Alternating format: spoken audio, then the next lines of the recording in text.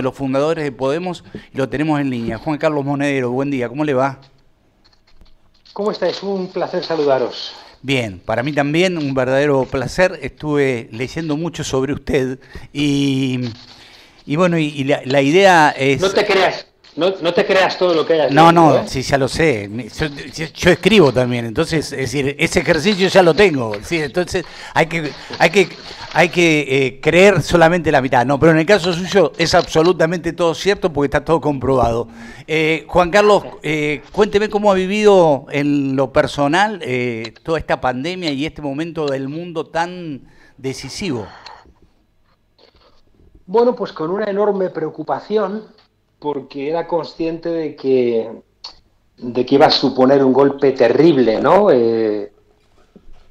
Primero para la salud de la gente más mayor y después también para la economía, ¿no? Entonces, he vivido con cierta angustia, ¿no? O sea, la posibilidad de que se extendiera la pandemia en sitios con muy poca sanidad pública. Y Sí, luego, claro, también muy consternado por mi país. Mi país ha tenido casi 30.000 claro. muertos por culpa de un modelo económico que privatizó las residencias de ancianos y que privatizó una parte de la sanidad pública, y eso al final pues mata. O sea, llevamos 20 años diciendo que el modelo neoliberal mata y bueno, pues al final desgraciadamente hemos tenido razón. Claro, es decir, lo que ha pasado tiene que ver con la comprobación, ¿no? De muchas de las cosas que se venían diciendo, que yo también la venía repitiendo y que indudablemente, bueno, han quedado explicitadas a partir de todo esto, ¿no? Digo, me parece que es una derrota para el neoliberalismo en el mundo, por lo tanto se me ocurría preguntarle cómo se imagina el mundo,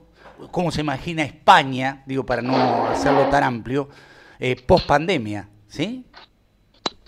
Pues no creas que soy especialmente optimista, porque siempre he contado que cuando ganan las fuerzas políticas progresistas, ganan el gobierno, no ganan el poder.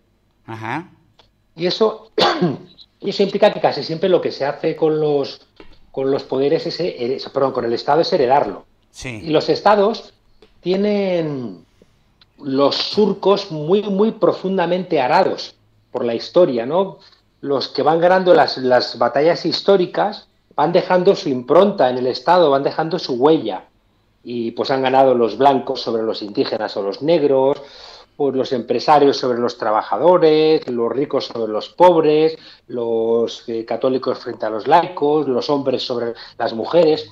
Y todas esas huellas generan una inercia sí, que, a no ser que se le contraponga una fuerza social lo suficientemente contundente, esa inercia te lleva por los mismos lugares, ¿no? sí, Entonces, ¿qué ocurre? Que la pandemia pues, nos ha confinado. Justo antes de la pandemia estaba habiendo movimientos de contestación muy fuertes en muchos lugares del mundo, ¿no? sí, sí, El caso más evidente que el último día, ¿no? Era Chile, con unas respuestas populares muy, muy poderosas, precisamente en el lugar que había sido como el escaparate del modelo neoliberal. Bueno, sí, pues de repente eso lo hemos perdido por la fragmentación, por el confinamiento, por no podernos juntar. Al mismo tiempo, el capital global, como son pocos, tienen más posibilidades para juntarse. Esa gente no está confinada. sí, Aparte de que confinarte en mansiones no es igual que confinarte en un piso de 50 metros, ¿no? claro, De 40 metros. Entonces, yo tengo la sensación de que en el corto plazo, en términos globales, el capital va a aprovechar la crisis para conseguir cosas que en otros momentos le hubiera resultado imposible. Es ajá, la tesis, ¿no? de Naomi Klein del shock. claro, Ahora bien, al mismo tiempo, estoy convencido de que como la memoria de la crisis de 2008 está muy reciente, es sí. bastante probable que en un plazo breve de tiempo, frente a esos intentos, ya digo, del modelo neoliberal de insistir en sus políticas, reaccionemos. Y yo creo que eso nos va a llevar a un otoño caliente. Sin lugar a dudas. Yo estaba haciendo su razonamiento. Es verdad, el Estado tiene un rol preponderante, pero los capitales a veces doblegan determinadas cuestiones. Lo que tengo claro es que han quedado muchas cosas debidamente explicitadas y algunas han quedado absolutamente al descubierto, que tienen que ver con fantasías creadas desde algún lugar y que indudablemente hoy ya no existen como certeza, ¿no? Por eso soy optimista en cuanto a que algunas cuestiones definitivamente dejen de ser y que den paso a Sí, otras.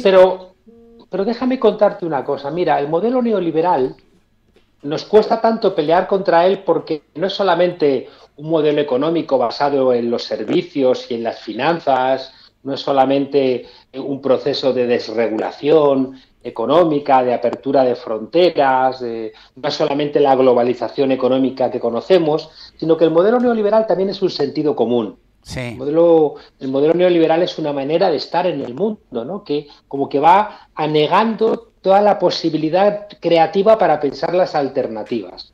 Y sí, este modelo lo han construido primero con la fuerza, es decir, el modelo neoliberal empieza con el golpe de Estado contra Salvador Allende, pero es un golpe muy pedagógico, sí, porque en Chile se estaba haciendo un socialismo democrático, a diferencia del socialismo de corte soviético, que era un socialismo autoritario.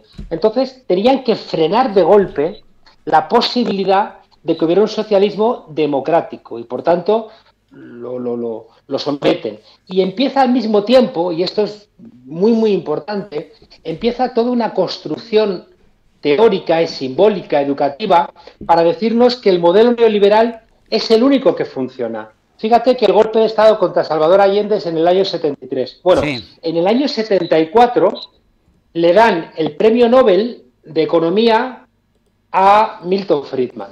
Es sí, decir, se lo dan al padre del modelo neoliberal que va a poner en marcha la economía en el Chile de Pinochet. sí, En los siguientes 10 años, prácticamente invariablemente se le dan premios Nobel de Economía a tipos que han dicho mentiras. Mentiras. Abre las fronteras que exportarás más. Baja los impuestos a los ricos que habrá más recaudación. Baja los salarios a los trabajadores que generará empleo. Mentiras. sí. El modelo neoliberal no tiene problema en mentir. Y por eso, cuando tú ahora dices, parece evidente que vamos a salir de la pandemia reconociendo la necesidad de la sanidad pública. Sí, Vamos a salir reconociendo que la sanidad privada nos mata y que la sanidad pública, bueno, pues es la que nos puede salvar ya. Pero ayer nos hemos enterado de que hay una farmacéutica que nos quiere cobrar 2.000 o 3.000 dólares por la medicina contra el COVID-19. sí. Y si hubiera conciencia, pues a lo mejor las masas tenían que haber rodeado la sede de esa farmacéutica y exigir a sus dirigentes, a su staff directivo, que qué es eso de que se enriquezcan sobre la muerte y la vida de seres humanos, ¿no? Pero como eso no tengo claro que vaya a ocurrir, pues me parece que van a seguir mintiendo y teniendo el apoyo de los partidos políticos. Yo ayer estaba en España en un programa de televisión Sí, criticando que pueda existir una vacuna que genere un costo que no pueda ser cubierto por países ni siquiera de clase media, y la periodista que están al servicio de los grandes capitales defendiendo que tenía derecho a la farmacéutica a cobrar 2.000 o 3.000 dólares por el tratamiento individual contra el COVID-19. O sea que tan optimista yo no sería. Eh, Juan Carlos, yo le quiero decir esto. Acá en la Argentina hay un grupo de gente que también responde a esa línea, a esa línea de pensamiento, que indudablemente quieren marcar posición y están en contra del Estado, en contra del gobierno, en contra de la salud pública, en contra de la cuarentena, en contra de todo, ¿sí? Y yo lo que siento como que van perdiendo sustento porque la realidad le va dando de a cachetazos. Y eso hace que mucha gente empiece a valorar debidamente la salud pública, el rol del Estado. Y es verdad que tiene menos prensa todo eso que lo que usted dice, porque además es cierto que además tienen la capacidad económica como para blindarse y por ejemplo en la Argentina hay canales de televisión y grupos de periodistas que de alguna manera están permanentemente azuzando en contra de todas las decisiones que va tomando el gobierno, que por los números que se manejan en la Argentina parecen acertados, digo, comparativamente con el resto del mundo.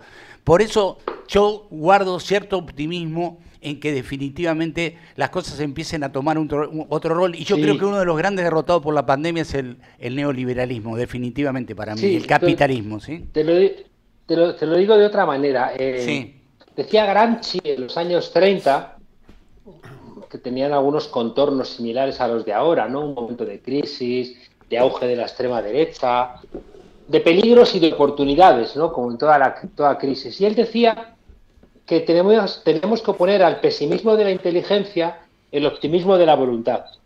Yo tengo una lucha personal muy, muy fuerte contra los voceros del apocalipsis, ¿no? Contra los predicadores de las catástrofes, ¿no? Porque al final son profundamente conservadores, aunque crean que tienen posiciones críticas, claro, progresistas, porque nos invitan a la parálisis, ¿no? sí, Y sobre todo son productos muy académicos, muy huecos, ¿no? Que no sirven para absolutamente nada. Pero eso no nos tiene que hacer perder de vista que el modelo neoliberal nos saca 50 años de ventaja, ¿eh? ajá, Y que la capacidad, ¿no? Que tiene de recuperar sus posiciones es muy alta. ¿Por qué estoy haciendo este discurso de alguna manera haciendo ese llamamiento, ¿no? A que las cosas no son tan sencillas? Porque lo que ocurra después está en nuestra mano, no está escrito. sí, Si protestamos, si hacemos fuerza, si en los pequeños lugares donde hay gobiernos progresistas, en Argentina, en México, en España, ¿no? Entendemos que es porque existen esos gobiernos que se están poniendo en marcha políticas que no están castigando a las mayorías, ¿eh? Pero miremos lo que está ocurriendo prácticamente en cualquier otro lugar del planeta, que es brutal, ¿no? Con locos como, incluso en el llamado primer mundo, Boris Johnson, sí, inicialmente planteando que la gente se contaminara, ¿no? Para lograr la inmunidad del rebaño, hasta que se contaminó él. Y entonces dice, claro. vamos a cambiar un poco de punto de vista, ¿no? Lo No, que quiero decir no es está que tan bueno contagiarse, dijo Boris Johnson no está tan bueno, sí. cuando En le tocó. cambio, al principio parecía una excelente idea, ¿no? Sí, sí. O que se muriesen los viejos o cualquier tipo de barbaridad, ¿no? Lo que quiero trasladaros es que tienen una legión de personas capaces de cambiar todo lo que tú estás diciendo que es de sentido común, ¿no? Sí, Y, y a partir te diría desde ya, ¿no? Nosotros en España tenemos elecciones ahora regionales, ¿no? sí. Mañana en Galicia. Y te aseguro que mañana en Galicia vamos a discutir con la derecha que está a favor de defender la sanidad privada. Y lo Ajá. están defendiendo, ¿eh? Sí. Porque son los que les financian. Claro. Y está en manos, la sanidad privada está en manos de fondos de inversión que son los que controlan los medios de comunicación, que Eh, son los que financian a los partidos políticos de la derecha. ¿Y sabes eh, qué? ¿En qué tienes mucha razón? sí. Solamente una idea. Tienes mucha razón en que mañana, en el debate electoral, nuestros argumentos van a ser más fuertes. ¿Por qué? Porque nuestros argumentos se asientan sobre el dolor que está sufriendo la gente por esta pandemia. Y ahí sí que tienes toda la razón. Digamos que nuestros argumentos van a estar más engrasados, pero Claro. ellos no van a tener problema en mentir para seguir justificando sus políticas. Por eso, comparto plenamente, Juan Carlos, lo que usted me dice. Lo que digo es que me parece que es un debate que hay que dar, una pelea que hay que dar, porque la verdad uno supone que en algún momento se tiene que imponer por sobre la mentira. Nosotros en la Argentina hemos vivido 4 años de Mauricio Macri, de un neoliberalismo, un capitalismo, un conservadurismo, una derecha recalcitrante, que ha quedado totalmente al descubierto en cuanto al nivel de falencias que ha tenido en cuanto a la gestión y sobre todo cómo ha manejado algunas cuestiones. Hoy hay un escándalo en la Argentina porque se han conocido escuchas ilegales, estaba todo el mundo escuchado, ¿sí? Es decir, de manera ilegal. Sí, bueno, pero este es un dato menor, casi es una anécdota. Lo que digo es que, bueno, yo creo que hay cosas que indudablemente uno supone que deberían empezar a cambiar. ¿Cómo manejó Pedro Sánchez la pandemia bueno, y las acciones que inexorablemente había que desarrollar? Mira, en España tenemos una ventaja y es que para formar gobierno el Partido Socialista necesitó a Unidas Podemos, Sí, que era una fuerza desde su nacimiento hace 6 años radicalmente antineoliberal.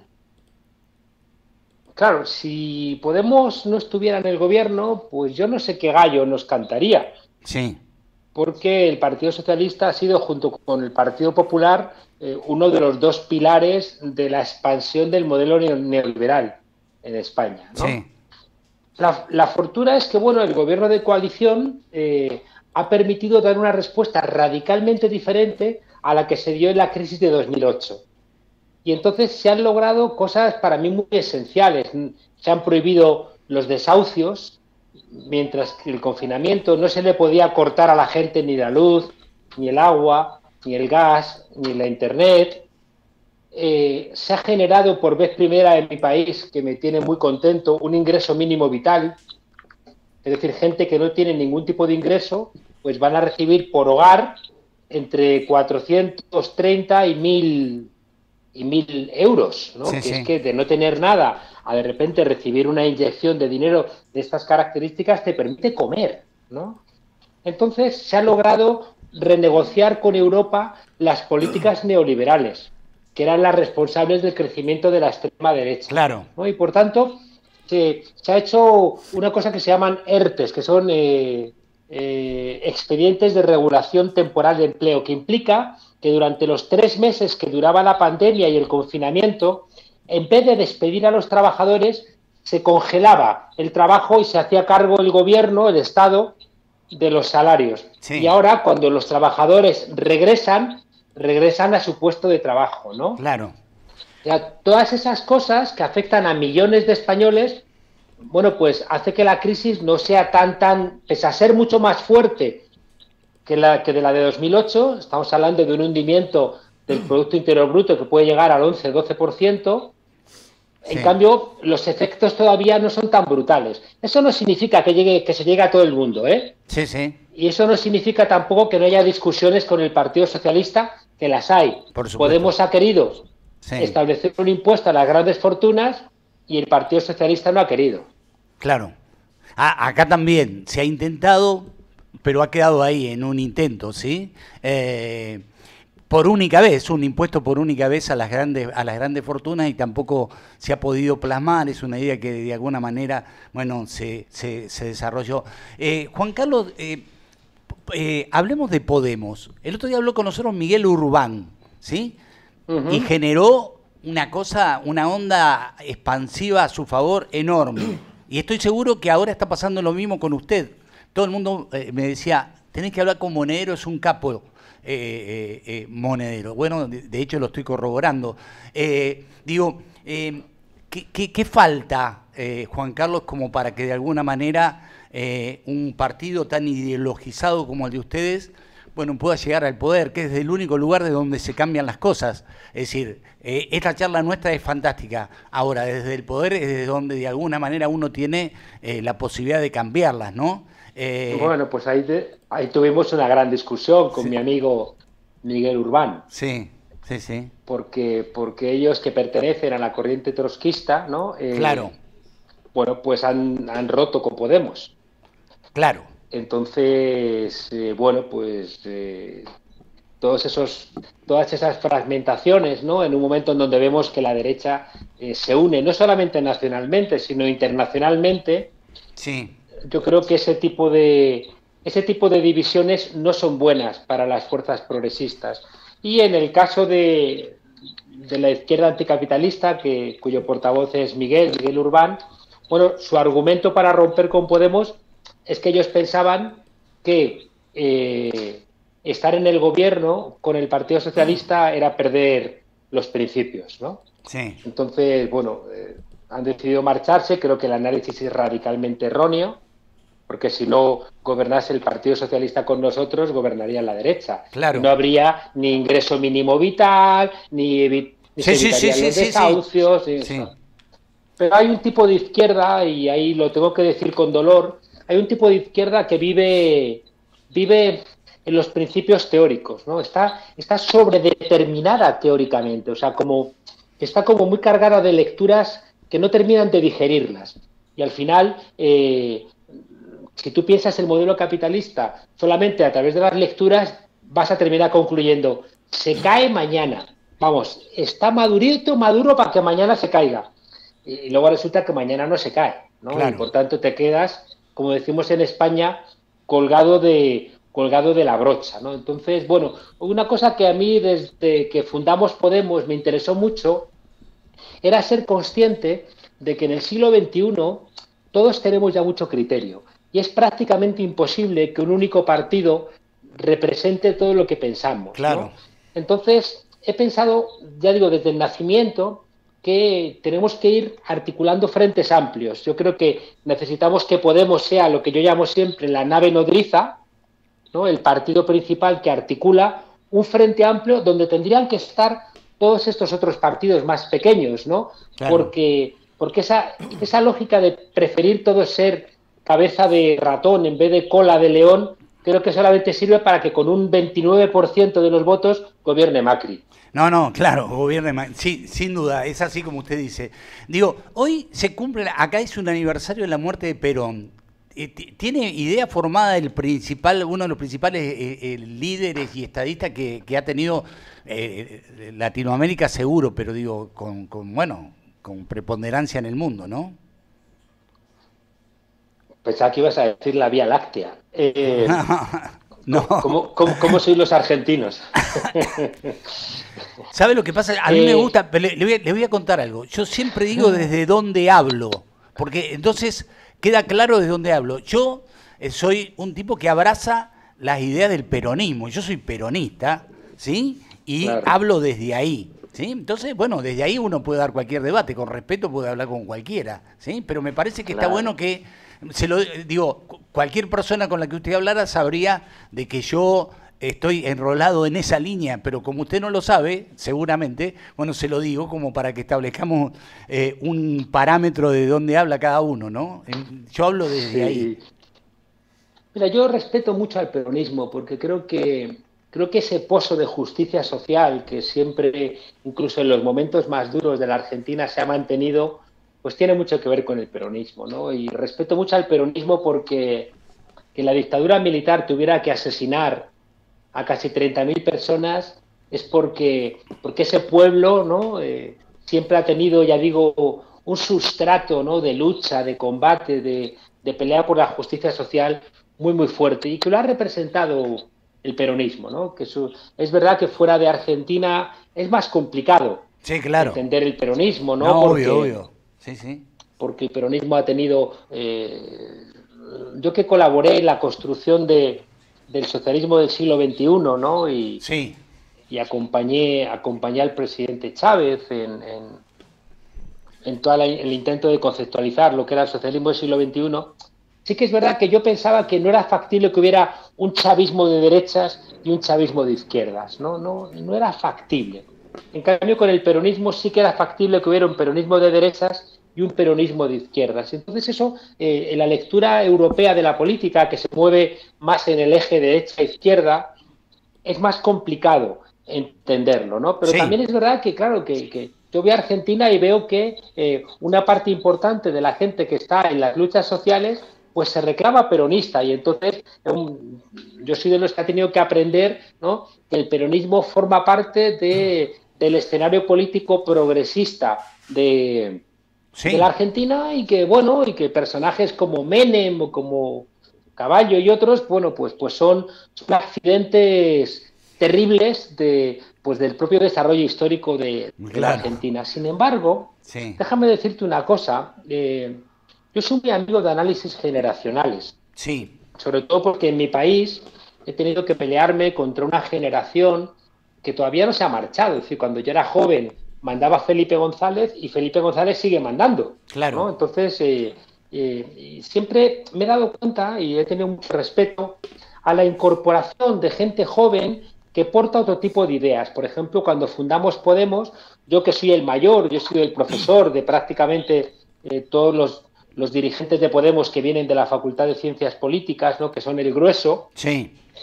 cuando teníamos que articular el mando, yo entendí que yo tenía que ocupar un lugar secundario, ¿no? Es decir, que la dirección del partido y los cargos más importantes tenían que corresponder a la nueva generación.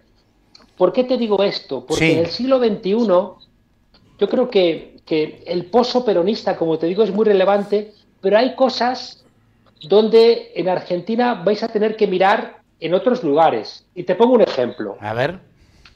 Cuando estuve en Buenos Aires, después de que se perdiera aquella votación terrible en el Senado, ¿no?, de la interrupción voluntaria del embarazo, Sí, tuve sí, una sí. reunión con todo el sector feminista, unas abuelas muy queridas, gente más joven, y recuerdo que allí en aquella reunión una chica dijo: yo soy feminista, yo estoy a favor de la interrupción voluntaria del embarazo, y no he tenido que ir a ver los textos de Perón para pensar este tema. Es decir, que no hacía falta, ¿no?, reclamar siempre esa referencia histórica para construir otro tipo de realidades en el siglo XXI. Al final, tengo la sensación de que el peronismo es como un aire de familia, ¿no?, que te obliga, ya digo, sobre todo como tema central, a sentir la patria, a sentir la nación y a Claro. sentir la justicia social, que tienen que acompañarte. Pero también creo que debemos ser conscientes, ¿no?, de que el espectro que lucha por el cambio en la Argentina es más amplio. Por Sí, ejemplo, yo me llevé una enorme sorpresa después de los momentos duros, porque la victoria de Néstor fue muy luminosa, pero también fue muy complicada. Hay que recordar que aquellas elecciones las ganó Menem, ¿no? sí, claro. Sí, Y, sí. y, y recuerdo que se hizo lo que luego se llamó el esfuerzo del movimiento K, ¿no? Y el movimiento K tenía una base peronista claramente identificable, pero era más amplia, ¿no? Entonces, yo sigo pensando en los términos que te decía hace un momento. Seguramente tiene que haber una nave nodriza, ¿no?, que entronca con esa idea de justicia social, ya digo, que siempre ha tenido el peronismo, pero que seguramente tiene que acompañarse, ¿no?, de más, ¿no?, elementos para construir la flota que, como bien ha hecho Alberto Fernández y Cristina, han sido capaces de aunar elementos que ayer estaban separados y que significaban por su fragmento, pues eso, la victoria de alguien tan nefasto para el país como Macri. Sin duda, sin duda. Juan Carlos, es un gustazo hablar con usted. Realmente nada, deja un montón de cosas para pensar. Este es un momento para pensar, para reflexionar, para construir, Sí, ¿sí? Para en las deconstruir, encrucijadas, ¿sí? en las encrucijadas es justo cuando no puedes equivocarte en el diagnóstico, ¿no? Sí. Porque si vas en una dirección y en la encrucijada tomas la otra dirección, cada paso te aleja más del lugar al que ibas. Y por eso es un momento de reflexión política. Yo acabo de sacar un textito, momento Sí. de publicidad, que se llama El paciente cero eras tú, ¿no? Sí, sí. Donde he querido, he Estuve querido mirando eso, ¿sí? Eso me encantó. A ver, por favor, no lo quiero interrumpir, no, ¿sí? no, no, no, nosotros explicamos a los alumnos la frase de Hegel de que la lechuza de Minerva, es decir, la sabiduría, alza el vuelo al atardecer, es decir, que solamente conocemos los procesos cuando ya han pasado, ¿no?, y tenemos la distancia para mirarlos, y es verdad, pero a mí no me interesa ese pensamiento que hace muy buenos análisis a posteriori, me interesa entender qué está pasando ahora para poder defendernos de los que quieren seguir por los surcos tradicionales y encontrar argumentos para que en el post-COVID-19 la democracia se profundice, ¿no? Y por eso he escrito ese texto donde he insistido muchísimo en el diagnóstico. Decía Ortega y Gasset en los años 30: lo que nos pasa es que no sabemos qué nos pasa. Y por eso creo que en este mundo lleno de ruido, de confusión, donde las cosas no me extraña que hubiera ese gusto por las películas de zombies, ¿no? Los zombies, Sí. las cosas que los demás las tenemos por dentro, los zombies las tienen por fuera, ¿no? Es todo como cambiado, está todo cambiado de sitio, ¿no? Entonces, en esa confusión es muy fácil que nos engañen o que nos quedemos paralizados, ¿no? Me contaba uno de mis maestros, Jesús Ibáñez, para explicar que en los años 30 había una escuela de pensamiento, la escuela de Frankfurt, muy lúcidos, muy lúcidos, ¿no?, en su lectura, ¿no? Pero resulta que llegaban a la parálisis, ¿no? Eran tan lúcidos que después se quedaban petrificados. Y nos contaba este profesor una anécdota de un ciempiés que se movía por la selva con toda la elegancia de sus patitas y que tenía el odio eterno del sapo, que se movía siempre arrastrando el trasero, ¿no? Y un Sí. día el sapo, para intentar perjudicar al ciempiés, le preguntó: oye, ciempiés, tú cuando te pones en marcha, ¿cuál es la primera patita? que avanzas.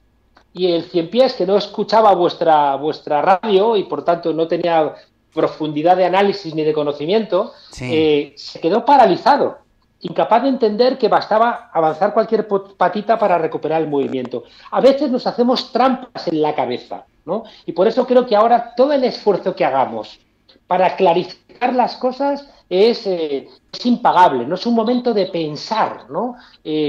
Como decía también este maestro, no Sí. tanto de buscar, de solucionar problemas como de problematizar soluciones. Porque te aseguro una cosa, la derecha tiene las soluciones de siempre para todos nuestros problemas. Sí. Invertir más dinero en las farmacéuticas, apostar por la sanidad privada para que se reduzca el peso sobre la sanidad pública, quitar todas las regulaciones que se han puesto en marcha para el medio ambiente, desregular aún más el trabajo, privatizar lo poco que queda, como le dijeron a Grecia, que vendan el Partenón o que vendan las islas. Sí. Cuidado, porque la lógica neoliberal está ahí todavía, ¿no? Se la puede derrotar, y esto quizás sería el resumen de lo que quería trasladaros, podemos derrotar electoralmente al macrismo. Sí. Pero el pensamiento macrista sigue inserto en una parte importante de la sociedad argentina. Y eso no lo evitas, ni en las elecciones, ni gritando, ni regañando, sino primero lo combates entendiéndolo y segundo explicándolo. Y en tercer lugar, como decíamos ayer en una charla con México, lo solventas con humor, ¿no? Hay que recuperar el optimismo, ¿no? Claro. El optimismo y la risa revolucionaria, ¿no? Porque la risa se ríe de las jerarquías, ¿no? Y es un buen momento también hay que, digo, se me ocurría, ¿no? Que también hay que generar motivos para, de alguna manera, recuperar el optimismo, ¿sí? Sí. Que ese es el rol. Digo, yo también coincido con usted, que el optimismo cambia la cabeza, el ánimo, absolutamente todo y te permite enfocarte de una manera diferente. Ahora, necesitamos buenas noticias. Claro, hay que generar buenas noticias, eso le estaba por decir, ¿sí? Y digo, es necesario que aparezcan buenas noticias, ¿sí? El gobernador de mi provincia, yo soy puntano, Alberto Rodríguez A., dice que siempre de todas estas crisis sale por arriba y en el medio de toda esta pandemia empezó a entregar viviendas. ¿Sí? La provincia es una provincia que entrega muchas viviendas, es decir, la mayoría de la gente vive en viviendas sociales producidas o construidas por el Estado, por las que paga cuotas muy bajas. Y en el medio de toda esta pandemia, la provincia hace 85 días que no tiene casos positivos, empezó a entregar viviendas. Y yo sé que lo hizo con ese ánimo, o con ese fin, generar un mejor ánimo. Claro, que no es...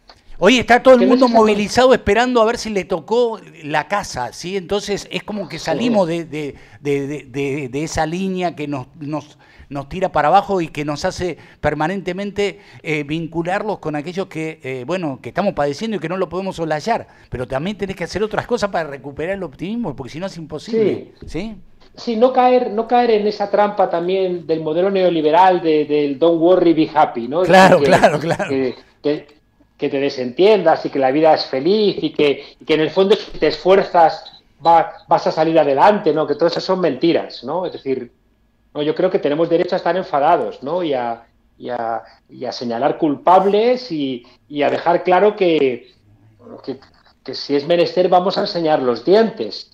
Cuando nosotros nacimos dijimos que el miedo tenía que cambiar de bando.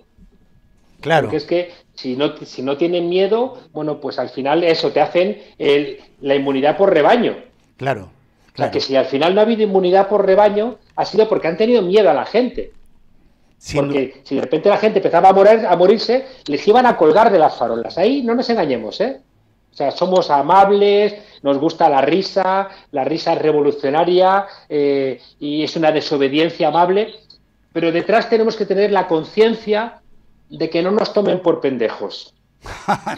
Está muy bien, lo comparto plenamente. Juan Carlos, un lujo hablar con usted, le agradezco muchísimo. Un placer. Para mí ha sido un verdadero placer compartir esta charla, este rato, y seguramente para la gente que nos está escuchando mucho más. Así que un abrazo muy grande. Y antes, cuando me mencionabas a mi amigo Miguel Urbán, sí. he discutido tanto con Miguel y con ellos, y yo siempre cuento una historia en qué se parece un trotskista a una drag queen. A ver, Y es cuénteme. pues en que los dos se mueren por las plataformas. No. Pero no se lo cuentes a ningún trotskista que se enfadará conmigo. No, no, por eso tengo muchos amigos que están ahí. Pero yo siempre les digo una cosa y se ofenden cuando se los digo. Le digo, muchachos, ustedes son bárbaros y yo compraría todo lo que dicen. Ahora, ustedes lo dicen con la ligereza de saber de que nunca van a gobernar. Entonces es muy Claro, fácil decir determinadas cosas sabiendo que nunca las vas a claro. tener que cumplir. Pero bueno, eso te Hay que forma parte mancharse, hay que de... mancharse las manos, que decía Sartre. Claro, claro, Hay que claro. tener, hace falta mucho coraje, para renunciar a los marcos teóricos que uno sabe que son los correctos, pero que necesitan tiempo. Juan Carlos, un gusto enorme. Un Un abrazo abrazo. grande. Gracias, ¿eh? Hasta pronto, un abrazo a Argentina. Adiós. Juan